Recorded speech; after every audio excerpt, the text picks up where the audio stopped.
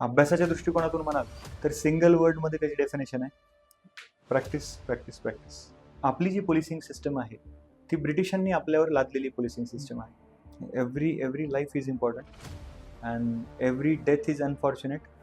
जर ती क्राईममधून झालेली असेल तर क्वांटिफिकेशन इज व्हेरी इम्पॉर्टंट. प्रशासनाकडून चूक झाली असेल तर आम्ही नक्कीच जबाबदार आहोत. मात्र व्हॉट आय फील इज प्रत्येक वेळी असं नाही. सिस्टीम फेल्युअर हे प्रत्येक घटनेमागचं कारण नाही.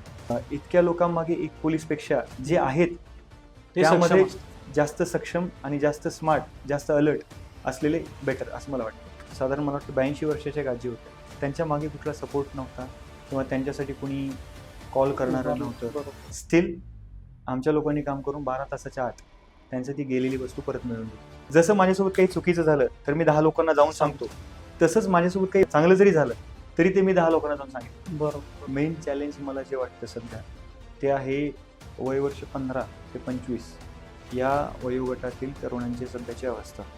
दिशाहीन, ध्येयहीन अशा पद्धतीची हे तरुण चुकीच्या मार्गाला लागत आहेत. सांगली जिल्ह्याचं जर म्हणाल तर पश्चिम महाराष्ट्रामध्ये बऱ्यापैकी मोठ्या कारवाया ह्या सांगली जिल्हा पोलिसने केलेल्या आहेत. जसं माननीय पालकमंत्री साहेबांनी सुद्धा यावर खूप फोकस करून अँटी ड्रग्ज स्क्वॉड सुद्धा तयार केला. अँटी ड्रग्ज टास्क फोर्सने सुद्धा बरंच काम केलं. पॅरेंट्सचा सर्व्हिलन्स निघून जातो त्यावेळी इव्हेंच्युअली आमचं काम वाढायला लागतं. महात्मा गांधीजी फार व्यवस्थित म्हणायचे की an eye for an eye will make the whole world blind.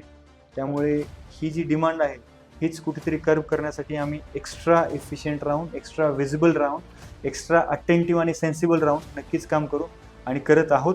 Police सक्षम आहेत.